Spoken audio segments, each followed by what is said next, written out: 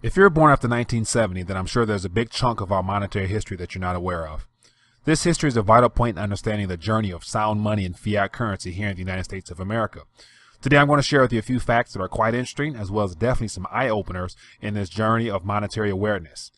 In his annual economic report to the Congress on January 21, 1963, John F. Kennedy said he wished to authorize the Federal Reserve System to issue notes in denominations of $1 so as to make possible the gradual withdrawal of silver certificates from circulation.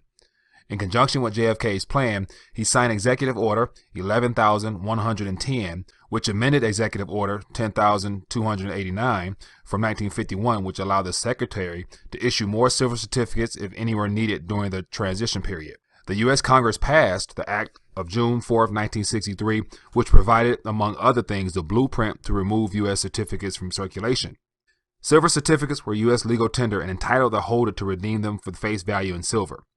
Pursuant to the Act of June 4, 1963, U.S. Treasury C. Douglas Dillon, after the assassination of President Kennedy, announced in March 1964 the end of the redemption of silver certificates to coincide with the cessation of mintage of silver coinage at the end of that year.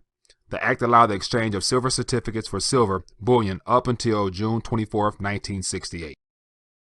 Prior to 1965, the United States mints, dimes, quarters, half dollars, and dollar coins were 90% silver and 10% copper.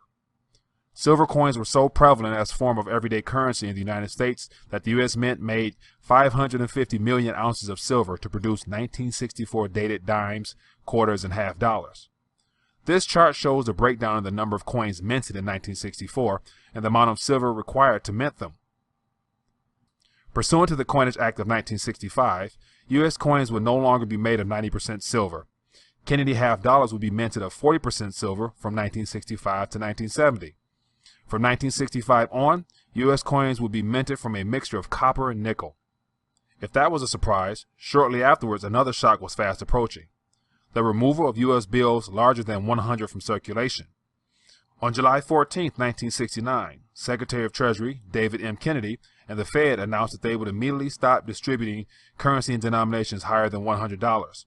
At the time of the announcement, the $500 bill featuring President McKinley, the $1,000 bill featuring President Cleveland, and the $5,000 bill featuring President Madison, and the $10,000 bill featuring Senator Salmon Chase were bills all in circulation. The Fed's stated reason for their removal from circulation was that their main purpose was for bank transfer payments. With the arrival of more secure technologies, however, they no longer needed them in circulation. In 1969, it was deemed that a $100 bill was a valid denomination for regular circulation. On February 16, 2016, however, former Treasury Secretary Lawrence Summers penned an editorial in which he advocated it's time to kill the $100 bill. Mr. Summers' editorial advocating killing the $100 bill was based on a contemporaneous discussions in the European Union to eliminate the €500 bill. Mr. Summers reasoned that notes with large denominations are highly irresponsible and mostly a boon to corruption and crime. The removal of large denomination bills also makes it inconvenient for law-abiding people to hold large sums of money in cash. I wonder what's next. Would it be far-fetched to say that the attempt to remove cash altogether is not too far away? What do you think?